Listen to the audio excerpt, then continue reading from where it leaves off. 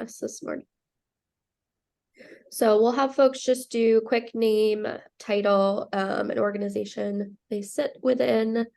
And if you can kind of try to, hopefully we don't have people coming in and out because I know that makes it hard to popcorn, but we'll just have people name a person that has not had a chance to introduce themselves yet after you introduce yourself, please.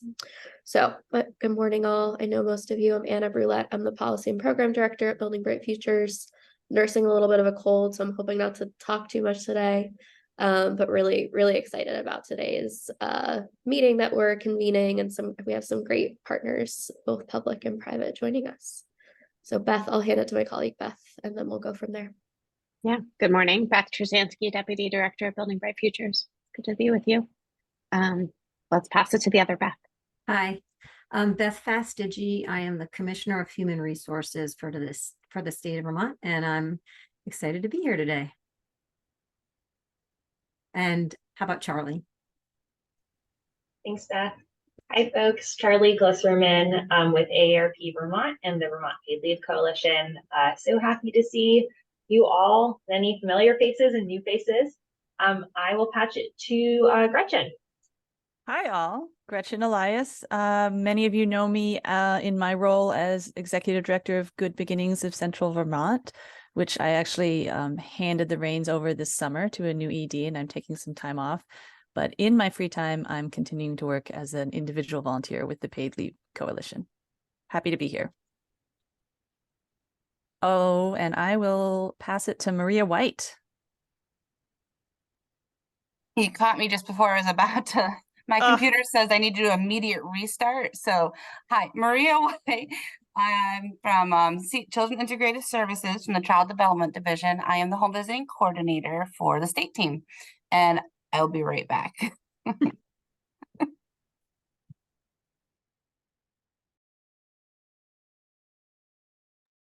Okay, All right, I'll pass it to Renee. Sorry. Thank you. No worries.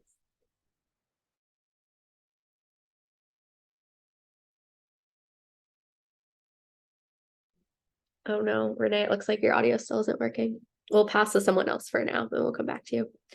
Becca, I think we skipped over you. Okay, perhaps Becca, there we go. You did. Good morning, everybody. I'm Becca Webb. I am a universal pre-K coordinator for 10 supervisory unions down the middle of the state. Jen Foreman, are you available? Hi, yes. I am a parent lead. I am too nursing a cold, so I'm gonna keep my video off today, but I co-chair the Families and Communities Committee.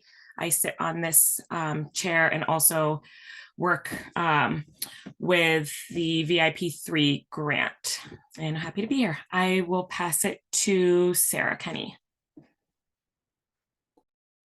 Good morning, everyone. I'm Sarah Kenny from Let's Grow Kids. I also am nursing what I thought was allergies, but maybe I virtually caught this cold from several of you. I don't know.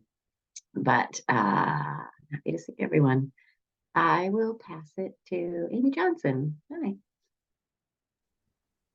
Hi, everyone. Amy Johnson. I am the director of the Parent Child Center up in St. Albans, and I'm here representing the Vermont Parent Child Center Network, and my camera is off because I'm nursing grumpiness. And once I have a little more coffee, I'll turn it off. I'm gonna pass to, did Cynthia go with her lovely picture? Perfect timing, Amy. I was just getting off a different call. Sorry, good morning, everyone. Cynthia Green with Shelburne Farms. And Farm to Early Childhood. Nice to be here this morning. And I have no idea who has not gone. So may I just call generally on whoever may not have gone yet? Yes, no worries, Cynthia. Thank you. Courtney, I think you're next on my screen. Good morning, Courtney McKegg. I'm calling from Windsor, Vermont at Mount Ascutney Hospital and Health Center. I'm a family wellness coach in the pediatric practices in Windsor and Woodstock. I also co-chair the Strengthening Families Network as a part of our Community Health Improvement Plan. This is my first time here, so I'm here just to learn. Unfortunately, I can't be here longer than 45 minutes, but thank you for allowing me to join.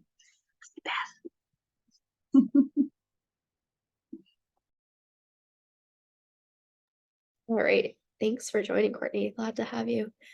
Helen, you're next on my screen. Hi, I'm Helen Meyer. I also have the cold.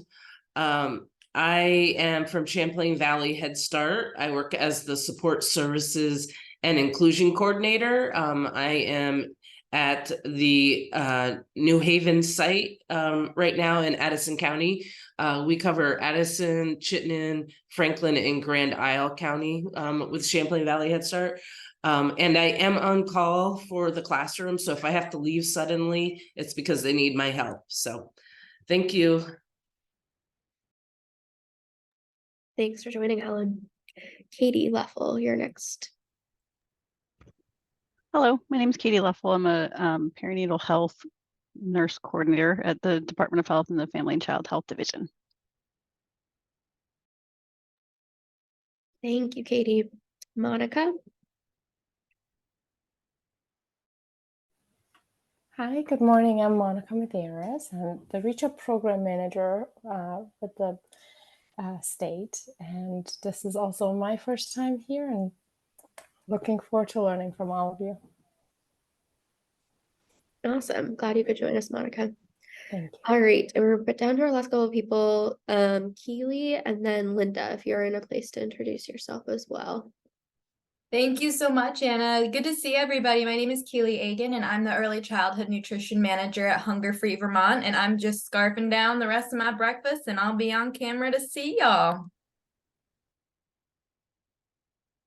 Good morning. This is Linda McNowitz. I'm the Regional Manager for Building Bright Futures for the Northeast Kingdom, Orleans, Essex, Caledonia counties. And I don't have broadband width to use my video, but I'm happy to listen in today.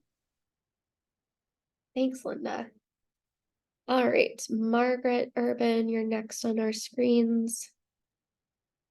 Hi, good morning. I'm Margaret Urban with the Vermont Department of Health, the Family Child Health Division, supporting evidence-based home visiting. Nice to be here with you all. Awesome, thank you. All right, Renee, you're last up. Is your audio working for you now? Can you all hear me? Yes. Oh, my box lit up and I got a thumbs up. Great. Yes, nothing like being back in the office and having tech difficulties. Good morning, everyone. Apologies for making the boxes move all over the place. Renee Kelly, Director, Vermont Head Start Collaboration Office within the Child Development Division at DCF. So nice to be with you all this morning. Awesome. Thanks, Renee. I think there may be one more person who I'm not familiar with, but doesn't have a, if it, has anyone else not introduced himself that wants to go? Okay, I guess we got it all. Just checking. Thanks, Beth. All right, one more person is just joining. So we'll pause for a moment.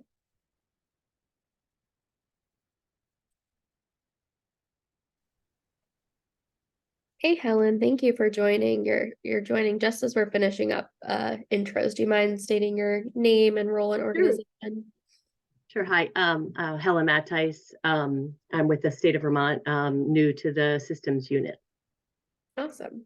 Thank you for joining. Apologies, my link wasn't working still. No worries, you were not alone. Thanks. Tech gremlins this morning. All right, so I am just going to do a little bit of framing for our conversation and share my screen with a couple of slides, especially since we have some new folks, just ground us a little bit in our committee here. So here's our agenda for today. We are going to hear first from the Commissioner of the Vermont Department of Human Resources, Beth Vestigi, and she's going to be sharing an overview of existing federal and state laws related to leave. We then are going to hear from Charlie Glisserman from AARP and Gretchen Elias, who many of us know, to hear a little bit more about the Vermont Paid Leave Coalition's work. So, I wanted to do just a tiny bit of framing. In general, the Child Outcomes Accountability Team, or COAT, focuses on the first goal of the Vermont Early Childhood Action Plan, which is that all children have a healthy start. Therefore, we find ourselves kind of focusing on both social determinants of health, things related to the early health and well-being of children and their families, as well as things related to basic needs. We felt like paid leave related issues fit within this domain better, than fit within our committee's kind of oversight better than any other VCAP committee. That being said, when I went to find things related to paid leave in the VCAP, it's actually nestled under goal 2, which is that families and communities play a leading role in children's well-being. So one of the objectives in the current VCAP is to support parents and caregivers to build connection and capacity to serve as their child's first and most important teacher. And one of the strategies nestled under that objective is to promote family-friendly policies such as paid parental leave, infinite work policies, and parental/family leave insurance programs to all families with a newborn or newly adopted child to support the development of bonding and attachment during this critical window. So as folks who have been following along with the BBF network's work lately know, one of this year's policy recommendations that the State Advisory Council is considering is related to enacting a paid family and medical leave insurance program. So that is kind of what brings us together today, but we're also really excited to kind of just get grounded as a group in what currently exists, and to talk about the intersections between all of our work in early childhood and working with families as it relates to the availability and access of leave from work. So let me see. I wanted to just do a moment, especially since we have so many new folks joining us, to share our kind of standard group working agreements that we use across the BBF network. I think this group historically has done a really excellent job upholding these. I think as we talk about issues such as paid leave that people can feel particularly passionate about, both professionally and personally, it's important to kind of reground ourselves in these. I think in particular, this group has been really excellent at stepping up and stepping back and taking turns with kind of sharing the virtual mic. I think that we also are typically really strong at leaning into discomfort and being really good at framing our conversations in a way that is not personal, but really grounding in the VCAP and our goals related to supporting children and their families. So just wanted to give everyone a second to review those. And then finally, here I have, just to share with folks, especially folks who may be less tuned into the BBF policy recommendation process, that recommendation that I referred to around enacting a paid family and medical leave insurance program. So with that, I'm going to pull down my screen share. And we built into the agenda plenty of time, hopefully, to ask questions of all of our kind of guest presenters today. So we should get to lots of questions and comments from everyone. But Beth, I'm going to turn the floor over to you, and you're welcome to share your screen and share the video you mentioned and anything else.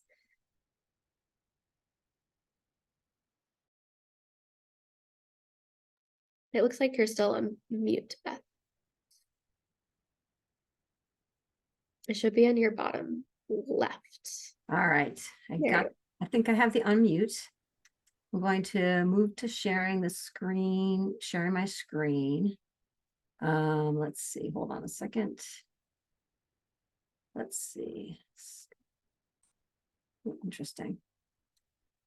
I get to choose screen 1 or screen 2. I guess I'll choose screen 1. share and pull up this PowerPoint presentation. I'm going to make sure you can all see it.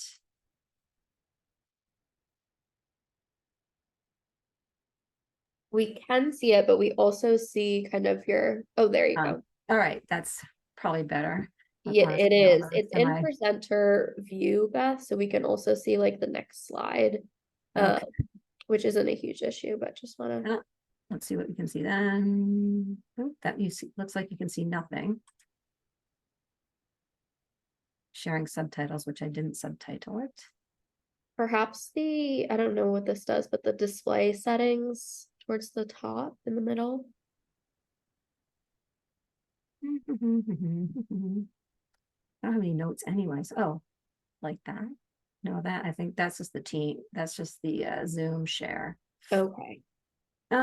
Yeah, it's a nice visual of everything I'm saying. Let me try. Is that gonna do it? That gonna do it? Let me stop sharing and share it, try it again. Okay.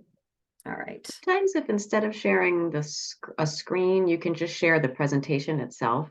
Does it give you that option? Yes, let's try that. And it's still in a weird presentation mode, but I can try to get out of there. It's still doing the same thing, I think. I don't know what was wrong with the old PowerPoint that just let you regular.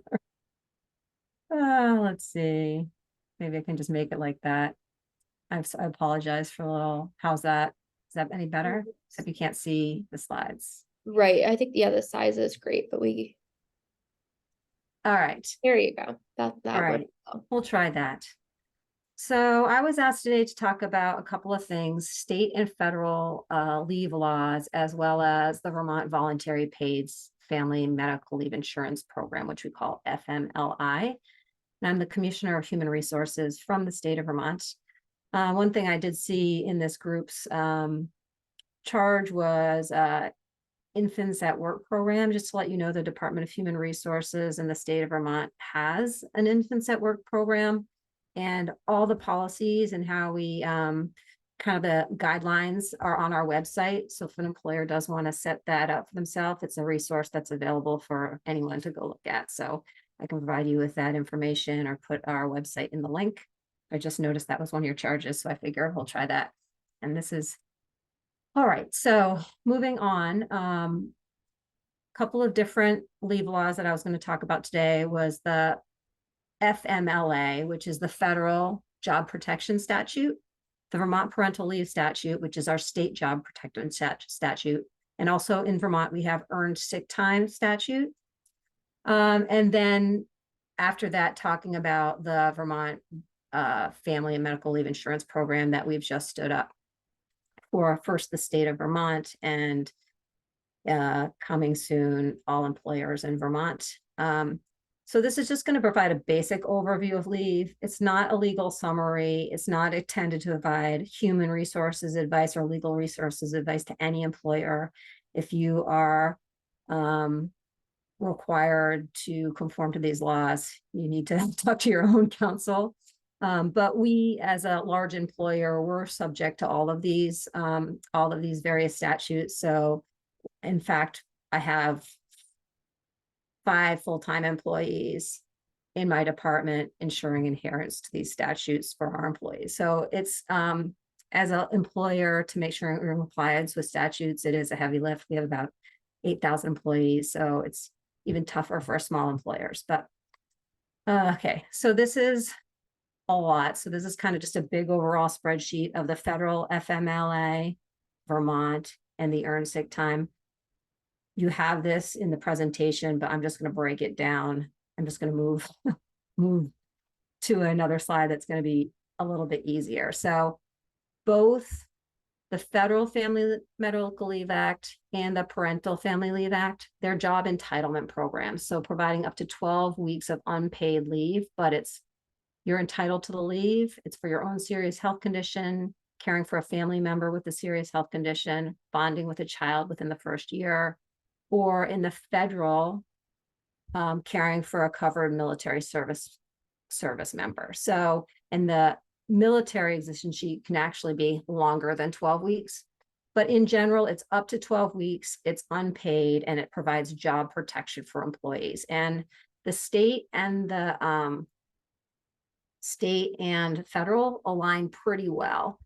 The difference is it mostly is about employer size. So federal is mostly for employers who are size 50 or over. For Vermont, we have a lot of very small employers, and average employer size is pretty small. So a lot of Vermont companies are not, the federal law doesn't cover them, but the Vermont law does. And it's for, actually, I'm going to go, should I do on the next slide? Nope. For parental leave, it's for an employer with 10 or more full-time employees. And for family leave, it's for 15 or more. So the Vermont statute kind of drills down the size, employer size, and that's mostly what it does. Any questions on those federal entitlements? Okay.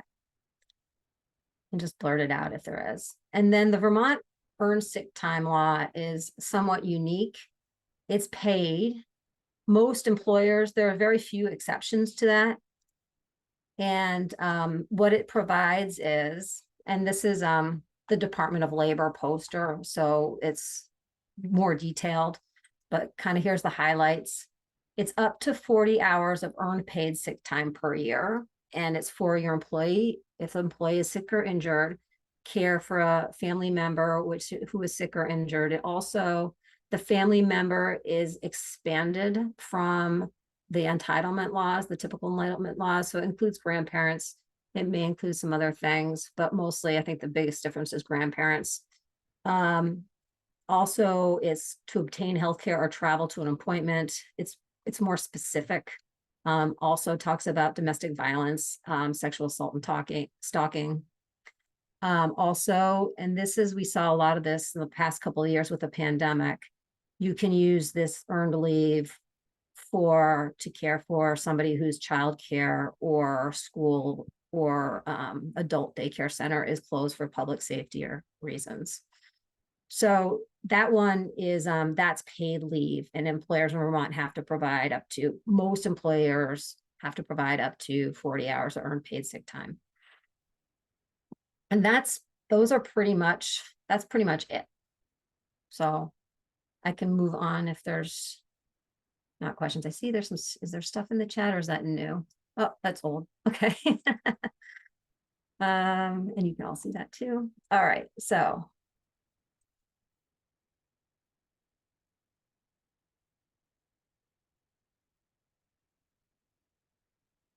I'm going to move forward. This is excerpts from a presentation that the state and the Hartford did at the Lake Champlain Chamber of Commerce, combined with the Vermont Society of Human Resources webinar earlier this month.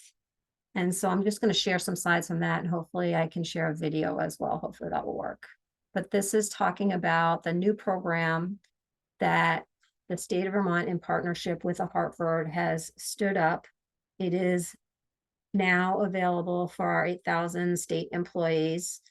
And it's a paid leave insurance program where, for basically the same qualifying reasons as the state and federal entitlement laws, employees are able to get insurance coverage. So get paid for that leave.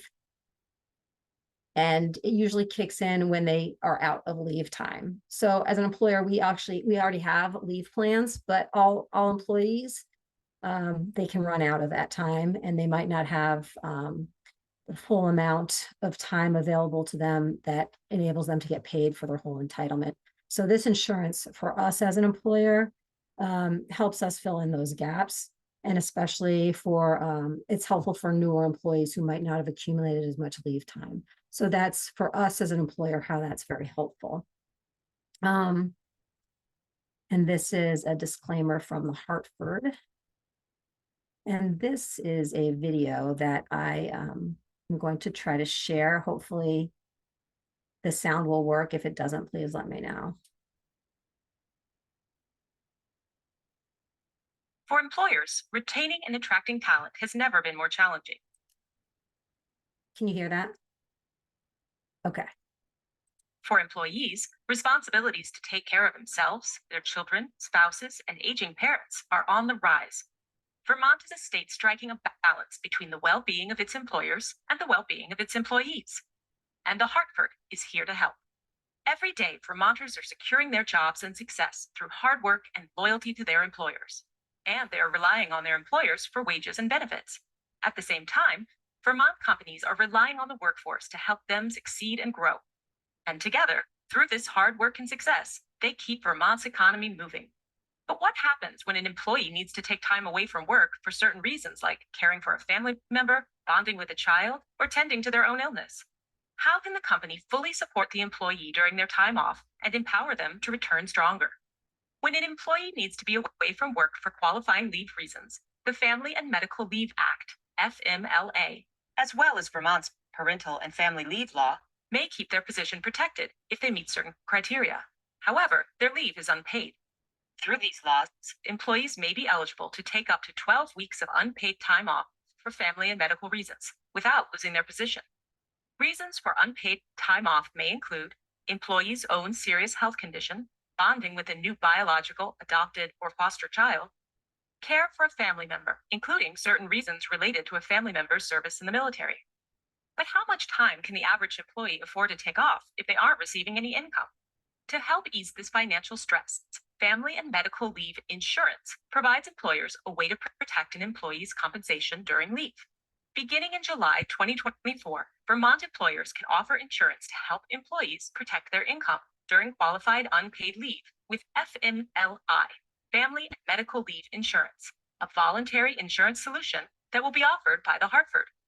FMLI from the Hartford is designed to be flexible enough to meet the needs of Vermont businesses large and small. Employers have many options when offering an FMLI plan to their employees.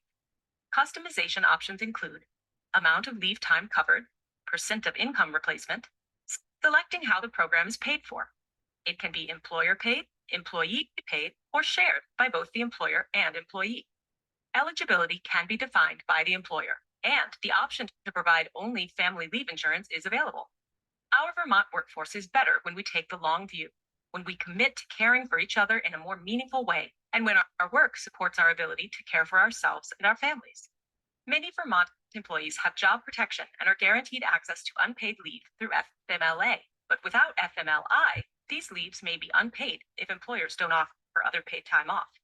When FMLA and FMLI work together, job security and a portion of the employee's compensation can be protected during leave. And to fit the needs of Vermont businesses large and small, family and medical leave insurance is optional and customizable. Employers will have the ability to design their own FMLI program that fits their needs and the needs of their employees. And when employees are able to take care of themselves and their families, Vermont is stronger as a whole. We look forward to working together and learning how we can better protect our Vermont workforce.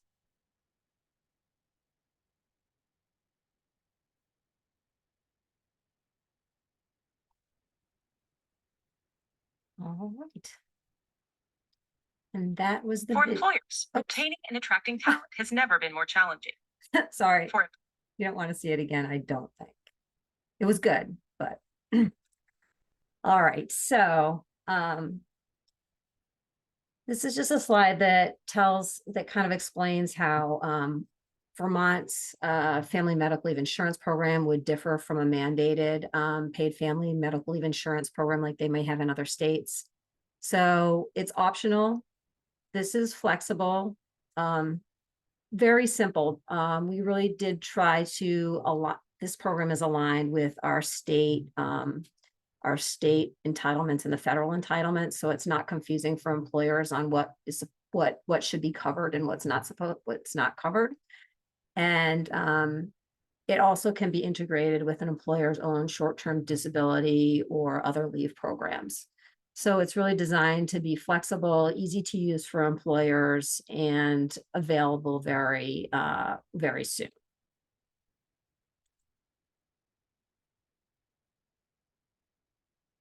The way this is being rolled out is phase one over here. That is for state employees.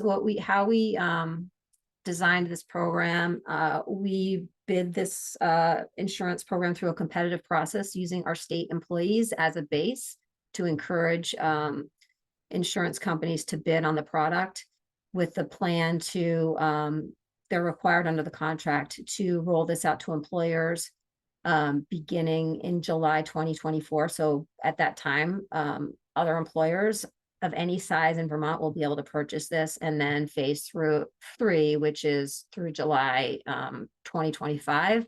That part of it will be individuals can buy it on their own if their employer doesn't offer it.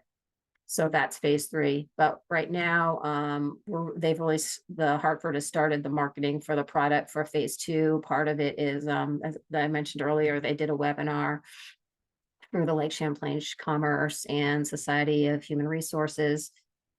They're working with insurance brokers now to really have people understand the product. And there's websites available. That video that I just shared is available on the website, and I can also put the website in the chat.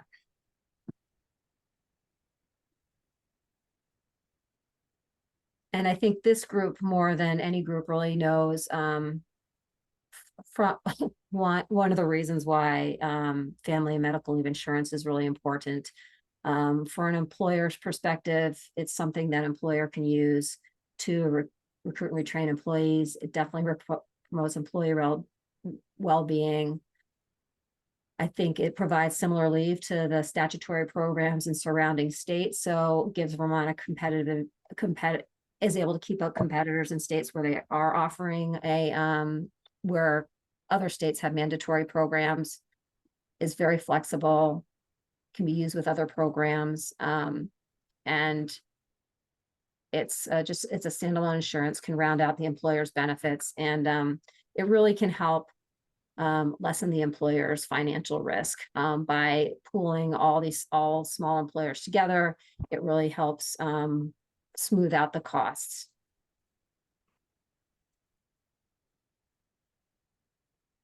Employees, and even more so, I think this group knows why employees need this, but it can replace a lot of lost income when employees have to be out, or if they need to be out, sometimes it's a choice of they have to work, they are working sick, or they're working when they're, and their families are not being taken care of as well as they would have liked. So it can provide peace of mind as well. So employees know that they have this as an insurance product, and if something happens, they're not stuck. And this program also does give flexibility. It provides actually a little bit more flexibility than the leave entitlement laws if the employer wants to design their program less that way. And fosters employee wellness.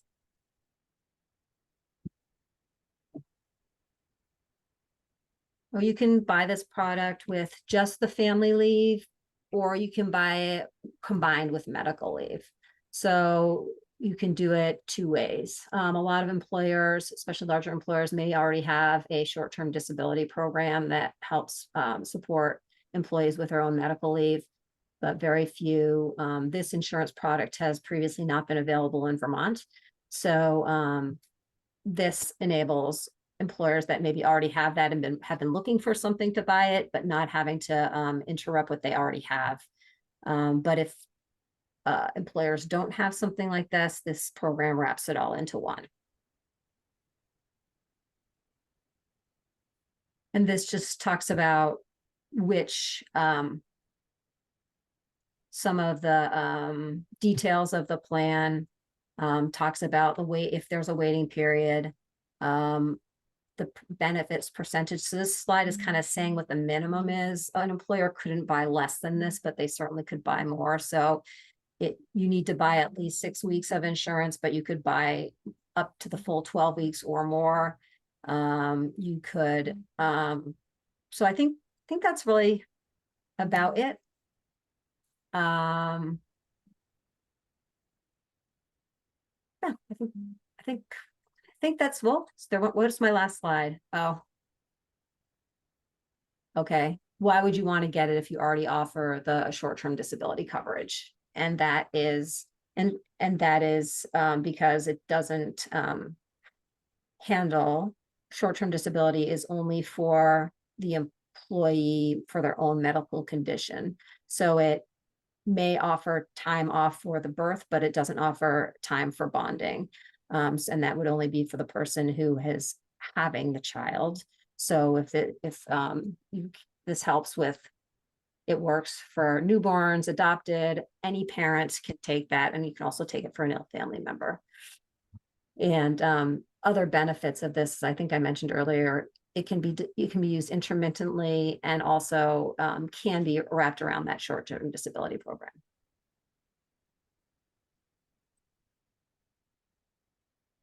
I think that is it. Awesome. Thank you, Beth. That was really helpful. Do folks have any questions for Beth?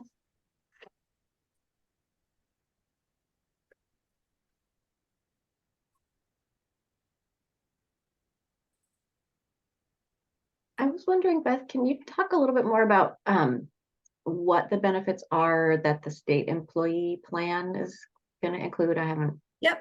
The state plan is 6 weeks of leave at 60% of their weekly wage.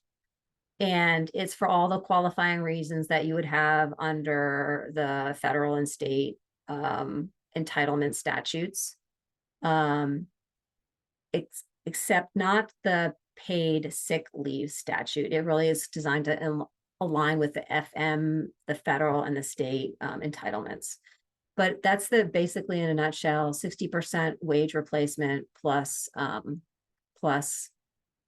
6 weeks of leave. And that leave can be taken intermittently. And it's the conditions, if you had to have the condition beginning July 1st, unless it's an intermittent condition. So if it's an ongoing illness that you might have that you've returned, you have to returned to work at least one day once the program started. And that's how we designed the program for us as employer to start out. So we had folks who perhaps, like if somebody had in the past year had a baby and did not use all of their bonding leave, they could ask for leave they could ask for leave for the employing authority. And if they're granted the ability to have leave and they didn't have any time left, they could get paid for it. So at first we had several people, like when we first rolled out the program, that was a lot of the inquiries right before we we launched it, a lot of inquiries about kind of that, I'm having a baby or I just had a baby, am I going to be eligible?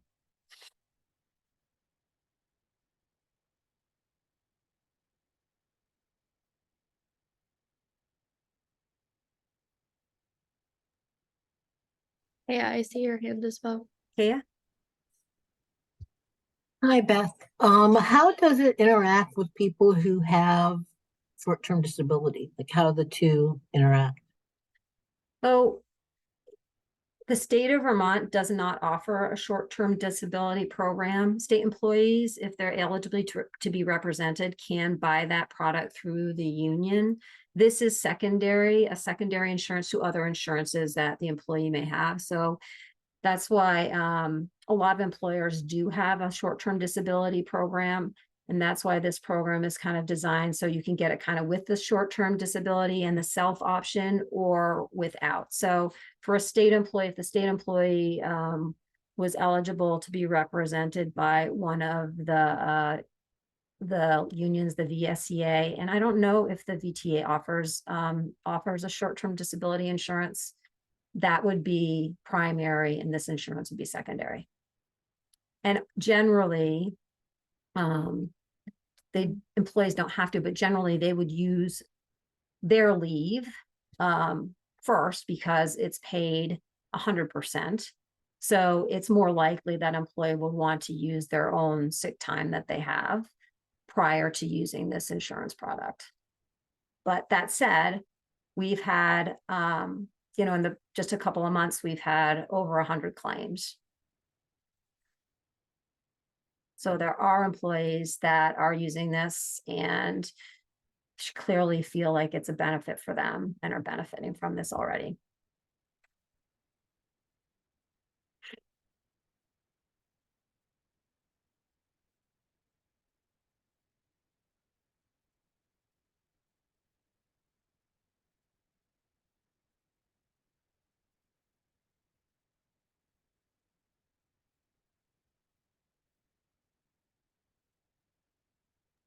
I'll ask a question. Beth, the wage replacement, it sounds like that part is flexible as well for people to kind of either employers or eventually individual workers to customize. Does that range from like what is the low, what is the minimum and the maximum of that? It's 60 to 70%. And then if the employer wanted to do wage replacement higher than 70%, that would need underwriting review from the Hartford. But so the kind of the scale is the 60% for kind of, this is kind of, that's the menu. But if you want more, the Hartford will look at it and price that for you. I'm sorry if you already said this, but is there a time range as well? Like, is there a maximum number of weeks that an employer can offer under the insurance program? It's 12 weeks is the maximum. Well, that's the maximum, except, well, and then it's up to 26 weeks. So it's meant to align with the federal FMLA and with various things related to military leave, caring for a family, an injured service member, or upon deployment. Potentially it could be up to 26 weeks. So the alignment, and can it be longer than the 12 weeks? Actually, that's a good question. If you could buy up more, and I can get back to you on that. Seems unlikely, but I was just curious.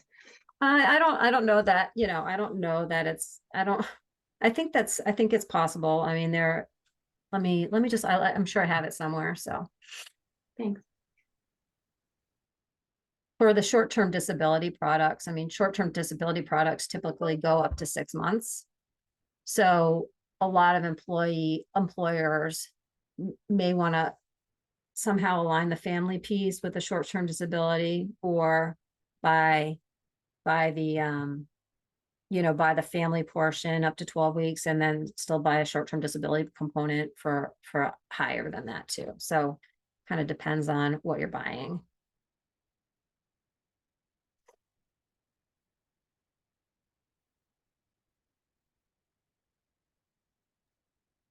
All right, any last questions for Beth?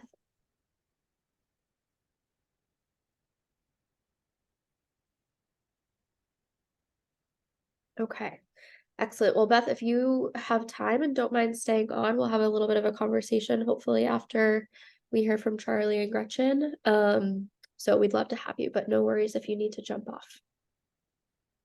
Okay. I'm meeting at 10, but I will see. Okay. Really need me. All right, sounds good. Charlie and Gretchen, I'm going to hand it over to you both.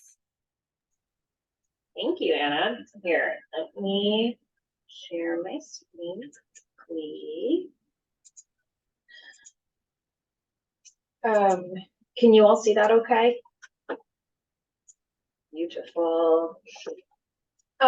So I have a few slides to just provide a visual for like quick policy overview of the bill H66, which is a paid family and medical leave insurance bill that was passed by the House this year. And then Gretchen and I will just engage in some conversation with you without slides. I will admit, I joined AARP Vermont in February.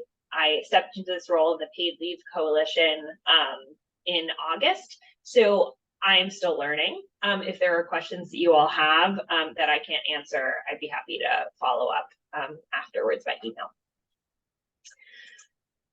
So H66 provides workers with up to 12 weeks of paid job protected leave in a 12-month period. You'll see a lot of these kind of eligibility reasons mirror some of the state and federal definitions. And so it's similar to the presentation that Beth gave. For the sake of clarity, it provides leave to heal from a serious health condition, illness, or injury of an employee, to care for a family member with a serious health condition, an employee's pregnancy, or to recover from childbirth or miscarriage, to care for or bond with a child after birth, adoption, or foster care placement, respond to military deployment, or care for a service member, and safe leave.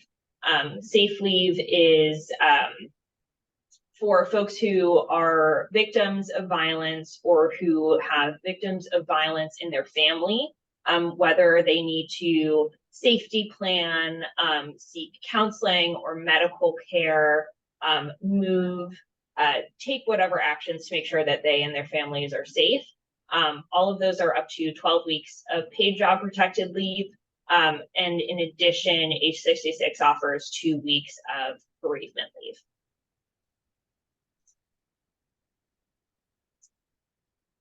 So while taking leave, workers can earn up to 90% of their wages, up to 90% of the state average weekly wage. So what that means, as a contextualizing example, so the current average weekly wage in Vermont is $1,132. So if we had age 66 program in place now, workers would be eligible for up to $1,018 weekly in insurance benefits.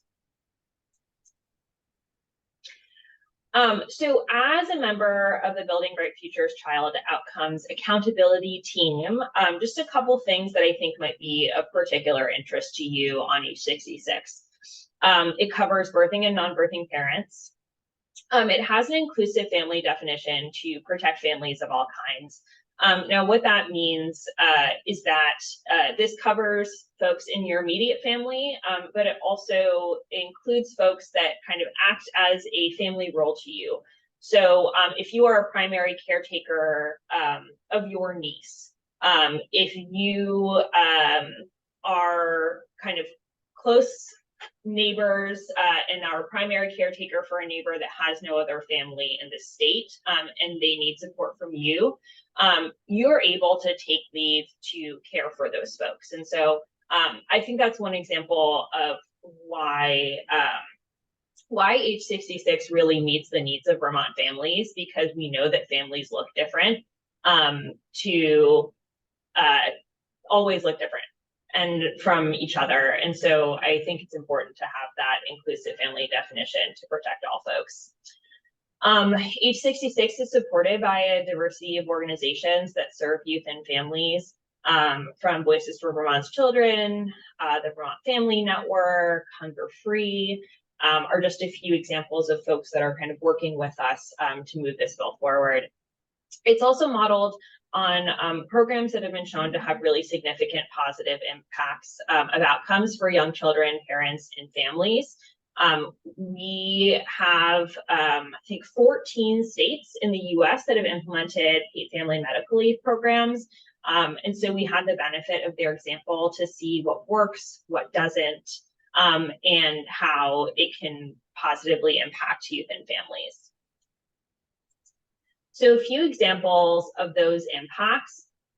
When parents are able to take paid leave, they can attend well child visits, ensure that their children get the necessary immunizations, establish breastfeeding if they choose, and we know the health benefits of these practices.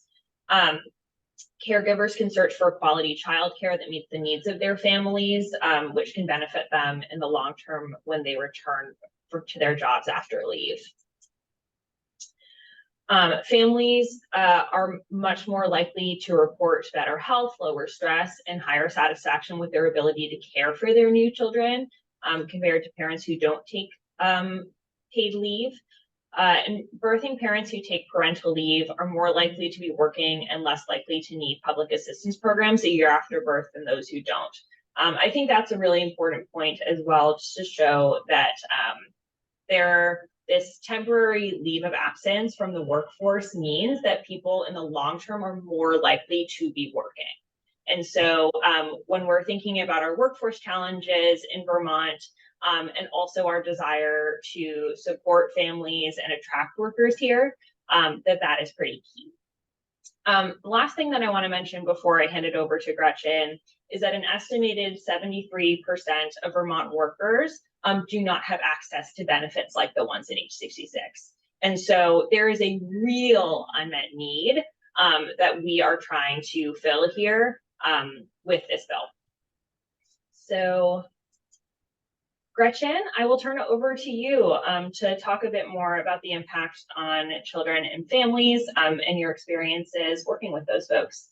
Great. Thanks, Charlie. I'm happy to be here and talk about this, which I care very deeply about paid family leave as a really important part of the support system for perinatal families. I see a lot of familiar faces here, folks who I really admire and have enjoyed working with. I see a lot of new faces to me, so I'm just going to give a little bit of background about Good Beginnings, because a lot of my own experiences and the comments I'm going to make today are based on my experiences running this organization, Good Beginnings of Central Vermont, from 2016 up until June of 2023. So it's important to know that I'm here as an individual volunteer speaking about my own personal views right now, but a lot of them came out of the experiences I had at Good Beginnings. It's a small community-based organization in Central Vermont, and we provide social support and access to resources and community supports to perinatal families, so families who are expecting or have just welcomed a baby into their houses, to their households. And one of the primary things we do is we match them with a community volunteer who sort of acts like a volunteer postpartum doula and provides respite, companionship, practical helping hand around the house during those first few weeks and months caring for a newborn. So for those of you who aren't familiar with Good Beginnings, I just wanted to set the stage there, and so that you know what I'm talking about when I talk about the experiences I've had in the past few years. I think that the slides that Charlie just went through really gave a good overview about all of the benefits of a universal paid family leave program. And I just wanted to share my own experiences and some of the things that have led me to want to continue to advocate for this important policy as an individual, even as I step back from working on it professionally. One of the most wrenching things for me at Good Beginnings was the families who couldn't access our services, who weren't able to take advantage of the services we offered them, weren't even able to really benefit from the resources that we were prepared to connect them to in the community, simply because they felt were under so much financial pressure to get back to work in order to pay the bills. So it was really hard to have a family say, gee, it sounds, I could really use a volunteer. I could really use some extra help around the house, but I just don't see it working because I have to put my new baby in daycare next week or in 2 weeks. Folks who weren't able to come to the nest and take advantage of all of the things that we had to offer in terms of helping them recover from birth, build their support system, make connections, and bond with their baby. And a particular aspect of that was really hard to see, that I saw time and again, was we did have this pool of grant funds to help folks with financial needs during the perinatal period. And we even had 1 year where we had funding from the Vermont Early Childhood Fund through BBF to expand this and to offer it at a higher level. And we, as an organization, and as well as our partners in a local coalition that worked on supporting perinatal families, we know a lot about the things that perinatal families need during the postpartum period to support them and to ensure that they can recover from birth if they're a birthing parent and can bond with their baby and can get the family off to a good start. And we were really intending to use those funds in a specialized way to help with those needs. And time and again, what we saw is families came to us saying that what they really needed most, what was absolutely critical, was help with basic needs, help with paying the bills, because they just couldn't figure out how to pay their monthly bills during this time if they were trying to take time off from work and bond with their baby and do the right thing for their own health and their family's well-being. And so what we found ourselves doing most often was helping people cover the rent, helping them cover their car payments so they didn't lose their job, their car, so that then they wouldn't be able to go back to work. Folks with private student loans who they didn't have an option for forbearance like some of the federal loans, and they had no problem making their payments when they were working, but they were worried about the ability to take time off and how they were going to make those payments. So that we saw that time and again, and we just felt like we were really providing a Band-Aid solution for something that when we wanted to be able to use our own expertise, our resources to do what we did best, which was provide that more holistic support during the perinatal period.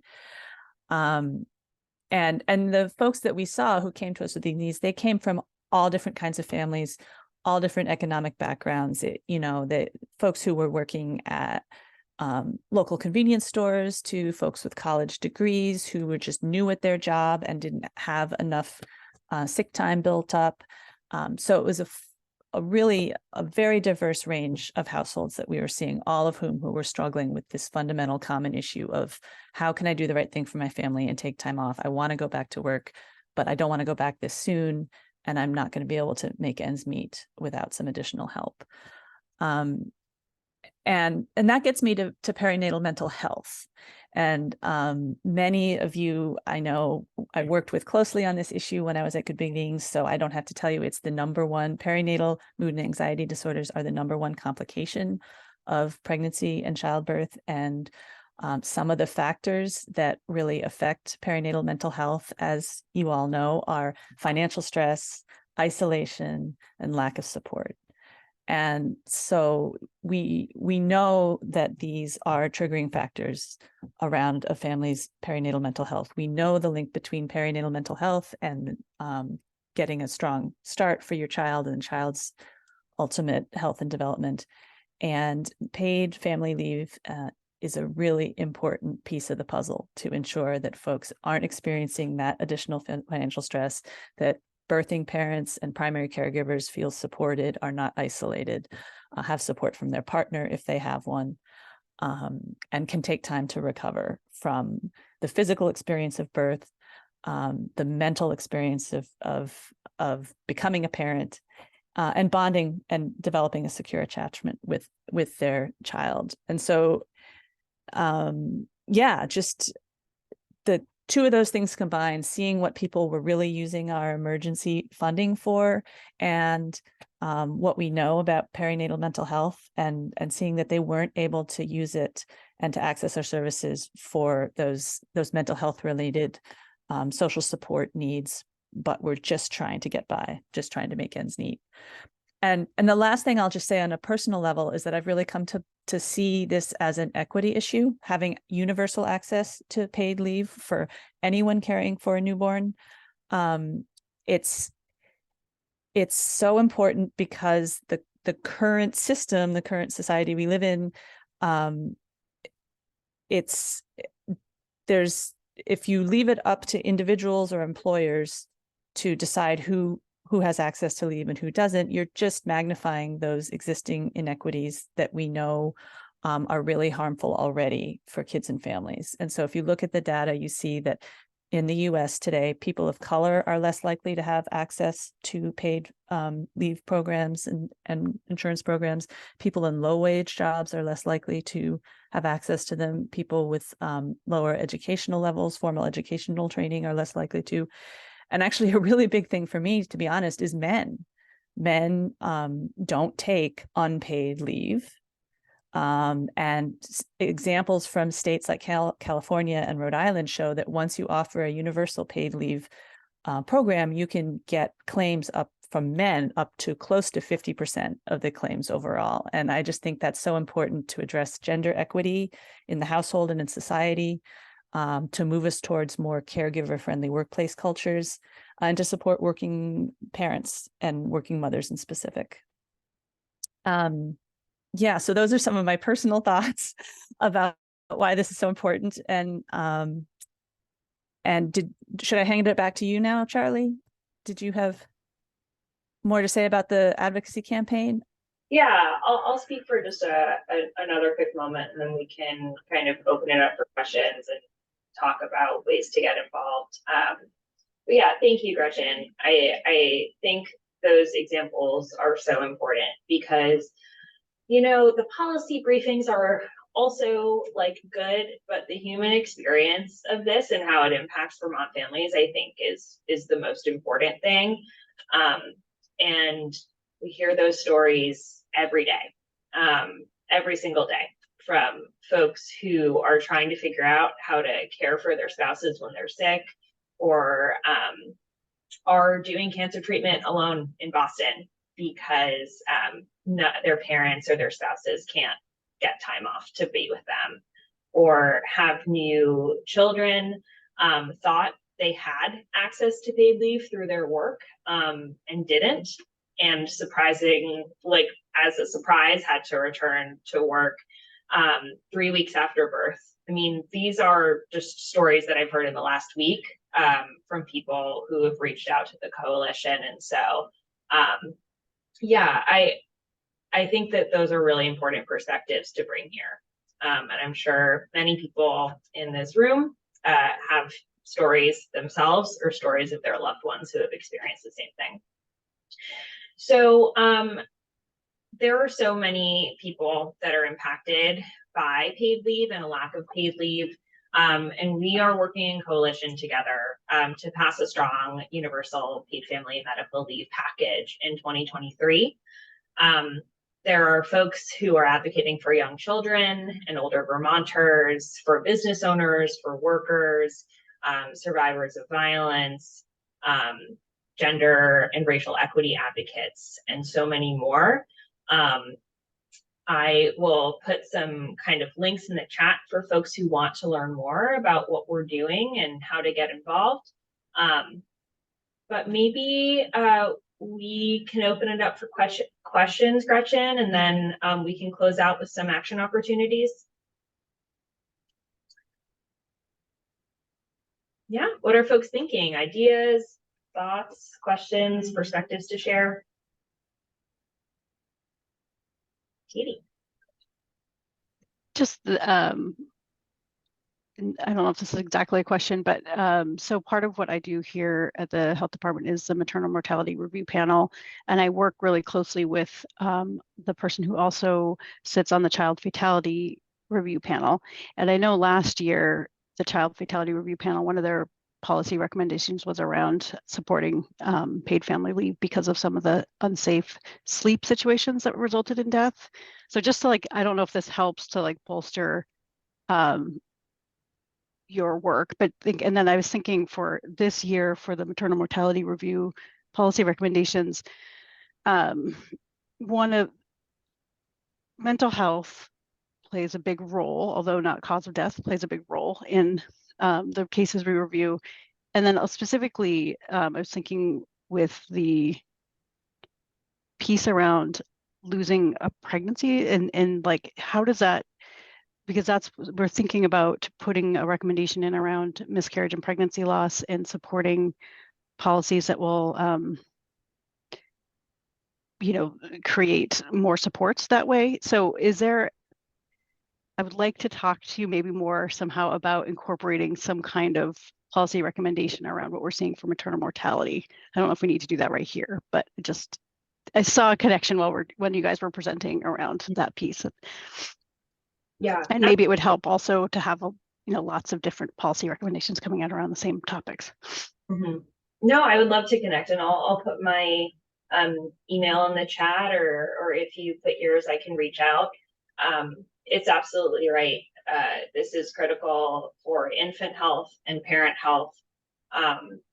And yes, after, miscarriage is hard on a family, hard on a body, and you need time to recover from that.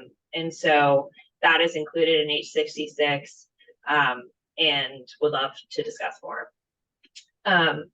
Cynthia put in the chat, if enacted, how would H66 be paid for? So in H66 as passed by the House, it's paid for by a payroll tax 0.55% that is split between employees and employers. Employers can elect to cover more than 50% instead of their employees if they would like, but the kind of minimum is that it's split 50-50. So for someone who's making the average like median wage, that would come out to about $12 a month to get these benefits for a universal paid leave program.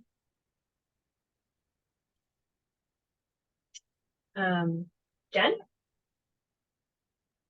Hi, thank you. I would like to hear a little bit more about the parent or the fatality panel, and if kind of what that looks like, and if there are any parents with lived experience kind of that's involved with that conversation, and if not, the Families and Communities Committee is a great place to connect with families that have lived experience in that department. Mm-hmm. Katie, I don't know, if you can speak to that. Well, I don't want to take up space here necessarily because I feel like this, okay. So the maternal mortality review panel is legislatively mandated review panel. We review deaths of all deaths of any cause from pregnancy through 1 year postpartum. And it's my role on it is clinical abstractor. So I review deaths and then present the cases in a de-identified way to the panel. And then our task is to review the cases, pull out themes or preventable causes, and then to make policy and community recommendations. So the policy recommendations go in the legislative report that we send yearly, and those are sort of things the legislature can act on. But then we also develop other recommendations that maybe medical providers or community partners or the perinatal quality collaborative or something like that can work on. So by and large, the deaths that we see in Vermont are substance use, mental health related. They are deaths, 92% of them over the last 10 years were to white, non-Hispanic people, which tracks with our demographics. And they heavily skew towards high school or less education and Medicaid insured. So it's kind of, you can kind of see a picture of what's happening in Vermont, which is not surprising considering overdose deaths in general in Vermont. So that's sort of like the situation we're seeing. However, our the child fatality review panel and domestic violence, I work with a woman, Emily Fredette, who sits on all three of those panels, including, like I said, the maternal mortality and the we have a place on the panel for a community partner. So, or community representative, I think is what the title is, which is very vague. So we would like that to be more, not just anybody from the community, but person with lived experience. We're at the state right now, we're working on figuring out a way to pay somebody for their time to be involved in that, because it's not horribly labor intensive, but it is labor intensive and emotionally intensive. We have identified some people from the substance use recovery space, because that's what we mostly review. That said, it doesn't have to be from that. I mean, that can be. So that's sort of where we are right now. We've identified some people that are interested in participating as lived experience members. We're just working through the place of preparation for, supporting them and supporting the panel to include those voices and to reimburse them and all of those pieces that go into it. But that's what we want to do this year. It's one of our big goals, is to make sure that that's all in place this year. And I'd be happy to talk more about it. I don't want to take up too much time here, but I would, I'm always happy to talk about it. People are interested. I'll put my email in the chat too. Thank you so much. I was just going to ask if you could send your email over. I would love to connect with you. I have one family on our Families and Communities family member on our Families and Communities Committee who may be interested in sitting on that panel, and I would love to connect with you, but also potentially connect that parent with you. Thank you. Thank you both.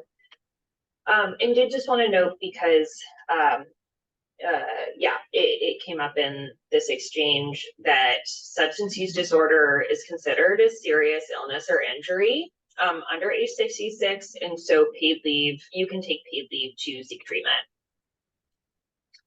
I thought I missed a question in the chat from Renee. Will Vermont also be tracking similar metrics as those states? Would you mind just rephrasing? Do you mean like outcomes or like policy models? Like what are you thinking there?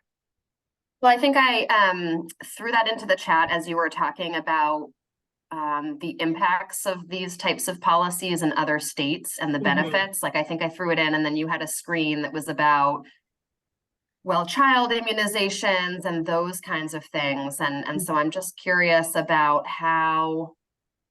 what our approach is for, and I realize I'm like 10 train cars ahead. But if we were to move in this direction, has there been thinking about how we would actually measure that impact? Because I think for me, the challenge with the paid leave is it's not really that direct correlation, right? Like there are other factors and there are many variables that impact like those immunization rates. And so I was just curious about if we had done any thinking of how we would really be able to monitor and evaluate, the positive outcomes of that policy. It's a great question. Because we've been having this conversation about paid leave for over a decade now.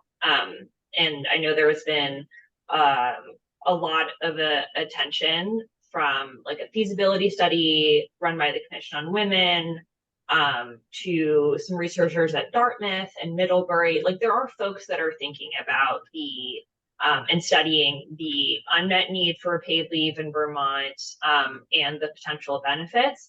I don't have kind of a monitoring and evaluation plan that I've seen, but it's something that absolutely will be a part of paid leave if enacted. And there are a couple components that I think are really important for kind of reaping the benefits that we kind of showed on that slide. The first is having a sufficient wage replacement so that people are actually able to take the leave. Right now, you can, under age 66, you can make up to 90% of the average weekly wage. And so that is the kind of bottom end of the gold standard functionally for a paid leave program. Once you start dipping below 80% of a wage, people are unable to take the leave because they cannot meet their basic needs, pay their bills on 80, 70, 60% of their wage. So I think that's a really important component that shows, as you kind of shrink a package, how it starts to leave people out. Even if people are technically covered, they are unable to use the program. Same thing goes for number of weeks. We really like to see 12 weeks as a minimum, that we kind of, for people who have birthed in this room or cared for a family member with a serious illness, we know that 12 weeks likely isn't even enough to fully recover as a family and an individual.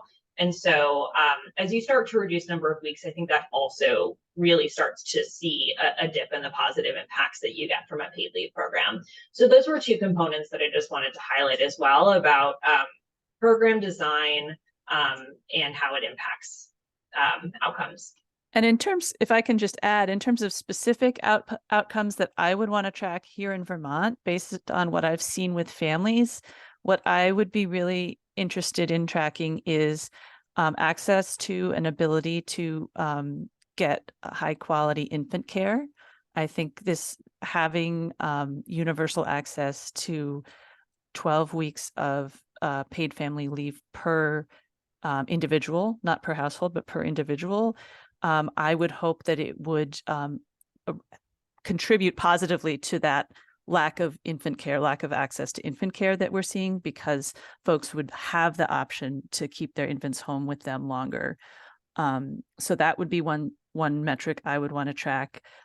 Women's labor force participation long-term and women's earning power long-term. We know, and I saw a lot of families where that without paid leave for both partners, the woman had to cut back, change her work strategy drop out of the workforce altogether, change her work strategy, because just even in that short term, they weren't able to pay their bills, and so they had to make long-term decisions about one household member's economic earning power in order to get through that. So that's another big one. We already have really, relative to other states, really high immunization rates. So that's not, as the example that you said, that might not be my top priority for what I'd want to measure. It'd be things like that.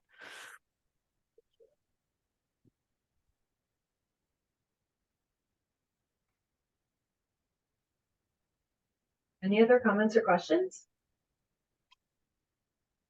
Charlie, I'll just offer, this is Cynthia, that I was going to ask actually the question about dosage. So that's why I took my hand down, because you preemptively answered that to a great degree. But I also just want to point out that my experience in Vermont has also been that I've heard particularly folks talk about accumulated time, and employees need to use accumulated time first, and then they can access this. And I just want to highlight that that's a highly inequitable condition.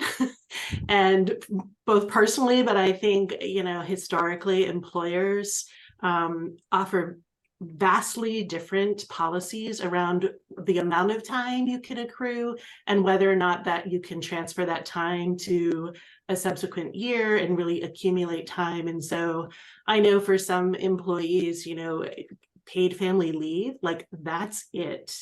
If you are not allowed to accrue time beyond 12 months and you don't have a lot of time in a bank, and something happens, this is the safety net, is what I would say. So to not have something comprehensive at a dosage that I appreciate H66 elevating in terms of, minimum paid at 90% in 12 weeks, it's that's it for some families and some people. So I really appreciate everyone's work on this.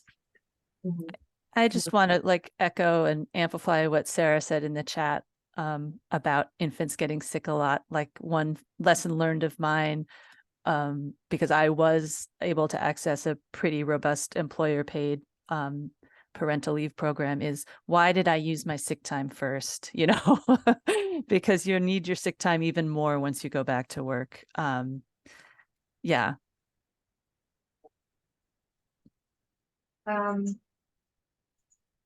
So I'm gonna pop a few links in the chat here.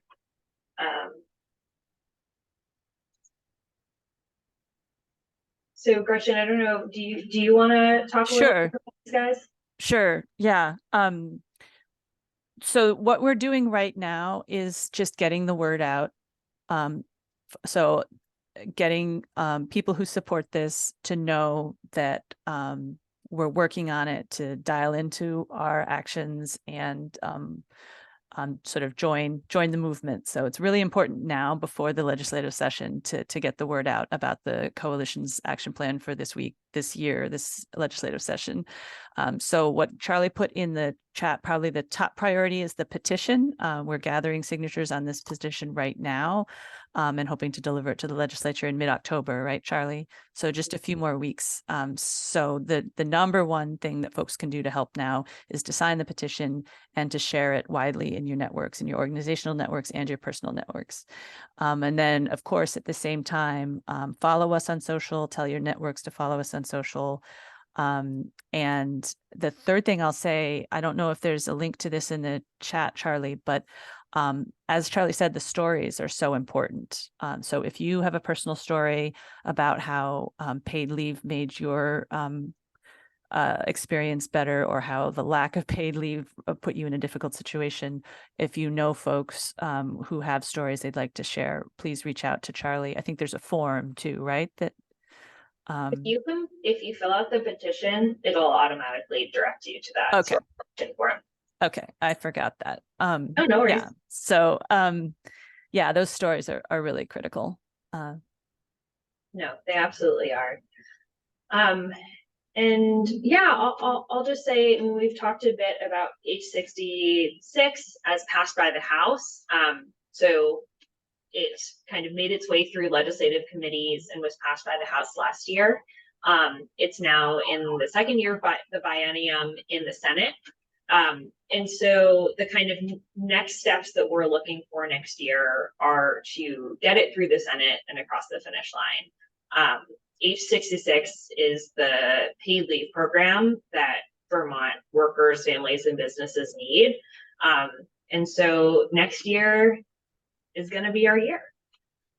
If you also look, I also am linking in the chat to an open letter from over 60 organizations that are calling for the passage of a strong paid family medical leave package next year.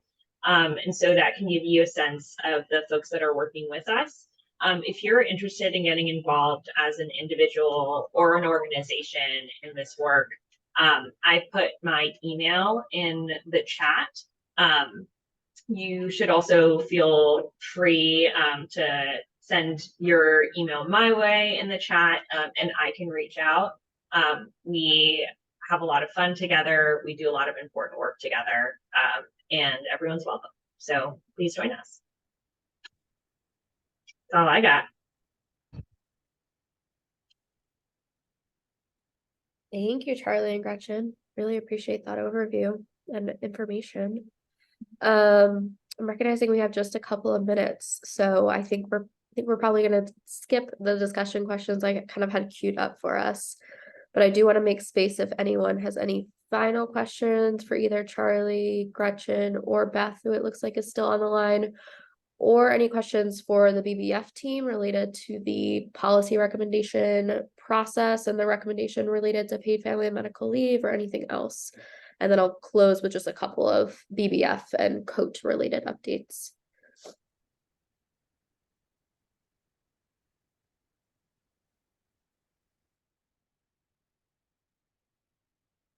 Okay, not seeing any, but you know where to find us all, and I can certainly serve as a liaison between our presenters today and other folks.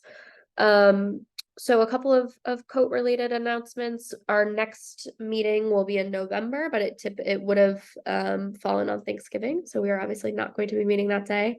So we plan to meet the week before, I believe it is November 16th. So I updated the calendar invite, so you all should have that. And hopefully folks are able to join us on that slightly different cadence.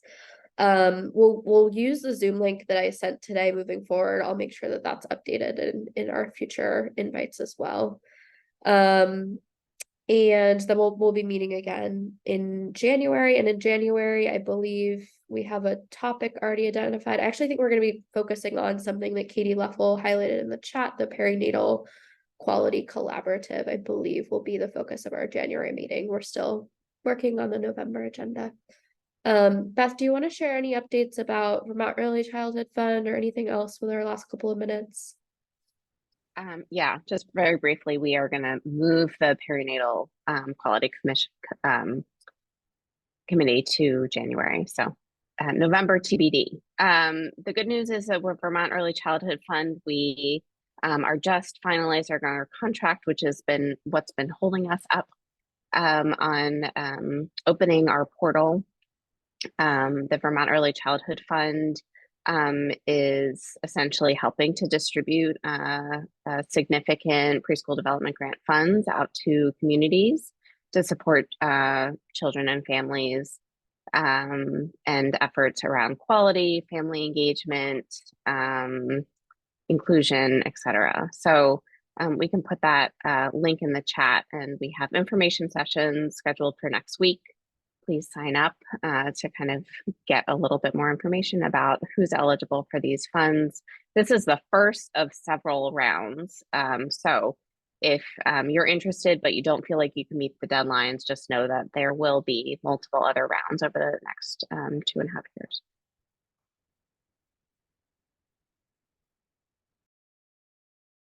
Great, thanks, Beth. All right, any brief organizational announcements that others want to share? Can open the floor for a couple minutes.